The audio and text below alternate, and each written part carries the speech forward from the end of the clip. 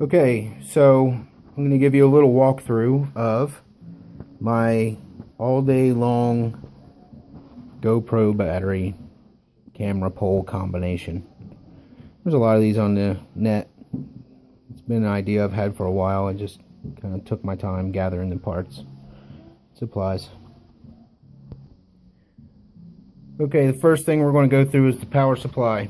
This is a pretty standard Plano tackle box, although it's not a tackle box because there are no sections on the inside. It's just wide open. We'll get to that in a second. I'm going to go through the exterior part first. You can see here, this is a waterproof male connector. You can buy these on Amazon for like $1 a piece. You actually got to buy like 10 of them, but you get 10 connectors for like $1 a piece. It's pretty decent. They're waterproof. Rubber boot here, rubber boot in the back on each wire, so everything's sealed nicely. That brings us over to the cable gland. As you can see, the bladder of the cable gland is fully contacted with this piece of heat shrink. This is marine grade heat shrink. It has glue on the inside, so you know it's sealed and waterproof. The reason I did this is to stiffen up the wire a little bit.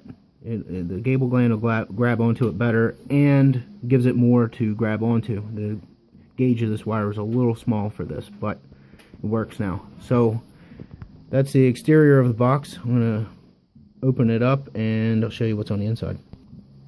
Okay, so here's the inside. You'll see here's the cable gland protruding through to a male USB. This is the male USB from the battery eliminator wire harness. I'll explain what the battery eliminator is later. This is just pretty straightforward connection here. USB.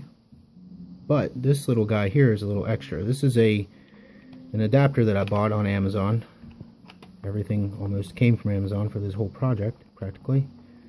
I'm doing this one-handed. So this is the power supply. This is a 10,000 milliamp hour at 3.7 volt draw. So the GoPro doesn't draw anything close to that. So at that rate, it should last 10 hours if you have 3.7 volts. So since the GoPro doesn't pull that much, I'd say probably good for at least a whole day. I have yet to test it, but this is available on Amazon for 25, 26 bucks. This adapter was like $5. As you can see, the 90-degree adapter reduces the overall profile of this charger by half. If you had a traditional USB plug such as this guy, as you can see, you can use this for scale. You can see how much further it would stick out. So this little $5 doohickey will save you some time in it and headache, really. So the power supply comes with a mesh bag. I use it inside of the box just as extra padding. Really makes it fit nice and snug, but it's not tight, so you're not hurting anything. So that's the inside. 25 bucks, $5, $5 for the box. Okay, so there you go. Not too bad. So this is just like a Targus monopod.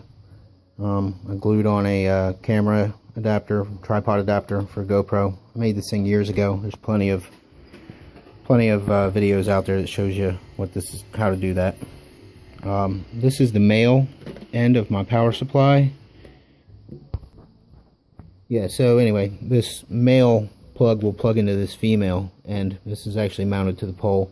It's a little Velcro strap going to what used to be a cell phone charger in the car. This actually will stretch the full length of this pole when it's extended, and as you can see, when it's not extended, it's a pretty small, compact little package there.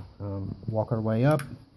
Here's another set of waterproof connectors. I did this so that I can use the battery eliminator outside of this use of the pole. Alright, so anyway, talking about the battery eliminator. This is the battery eliminator. You can buy this online, Amazon, B&H Photo, pretty much anywhere. And what I did is, this comes with a 10-foot wire harness on it, and you saw the USB cable on the inside of the power supply earlier. I just chopped all that cable off, made a jumper so that I can still use it, but what I did is I just connected it with these fast on or flag connectors. if you put these connectors on a certain way, you have no problems with polarity. You put a male on one side, a female on the other, there's no way to swap it. I went ahead and marked it just to be safe. So that is just a simple little wire, crimp it on there, good to go. Now this is the case with the extended back door. You can buy these doors pretty cheap online. Going to a cable gland, you have to drill a hole in your door. Again, with the cable gland seals, it's waterproof, no worries. So these connectors are not waterproof, but since they're inside the waterproof housing, like that, when it's closed, you don't have to worry about anything. So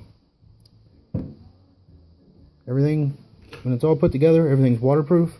Get your power supply, or your power supplied from this battery versus a little tiny battery that would fit in there that lasts like an hour. This thing will last all day. So for a few bucks and some much needed garage time, you can go down, put yourself something together like this, and record all your fishing adventures all day long. I'm going to put it all together and show you what it looks like. Okay, so here it is all put together. Power supply, Velcro strap. Got it strapped onto my old piece of pool noodle here. It actually works pretty well. Keeps it in place, no jiggle. This padded end will go into one of my pole holders in my crate. This thing will extend out to like 5 feet, 4 feet, something like that. You can see everything's nice and neat. Wires safely tucked away inside of the case. Nothing's pinched. No sharp radiuses on your wires. That way you don't break anything. All the way down. There you go. There it is extended. And here it is extended. It's about 5 foot tall when it's all put together. Actually closer to 6 foot. It's almost as tall as me. All the way down. Woo! Sliding on the floor. Floor. Anyway, there's the power supply, waterproof connector. Up, up, up, up, up, up, up, up, up, up, up, up, up, up, up. Another set of waterproof connectors. And there's the camera, cable gland, so on and so forth. Boom.